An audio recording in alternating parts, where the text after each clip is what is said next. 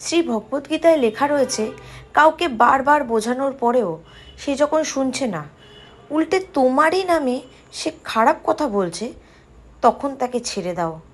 কারণ সে নিজের ধ্বংসে শিখবে, নিজের বিনাশে শিখবে। ভগবান শ্রীকৃষ্ণ দুর্যোধনকে বারবার বুঝিয়েছিল, কিন্তু সে শোনেনি। তার ফলে কি হয়েছিল? মহাভারত।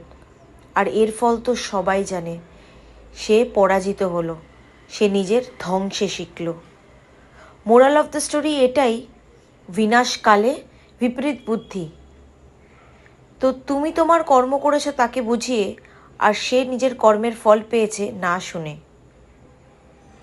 তো দেখো, কথা বলতে বলতে আমার আই মেকআপটা কমপ্লিট হয়ে গেল। এটা একটা ব্রাইডাল ব্রাউনের উপর আমি আই মেকআপটা করেছি, ফুল কাট ক্রিজের ওপর। তোমাদের যদি এই ভিডিওটা ভালো লেগে থাকে অবশ্যই আমাকে কমেন্টের মাধ্যমে জানাবে। আর এরকম ছোট ছোট ভিডিও পেতে গেলে অবশ্যই আমার চ্যানেলটাকে সাবস্ক্রাইব করে রাখবে। তো দেখা হবে নেক্সট একটা ভিডিওতে। টাটা।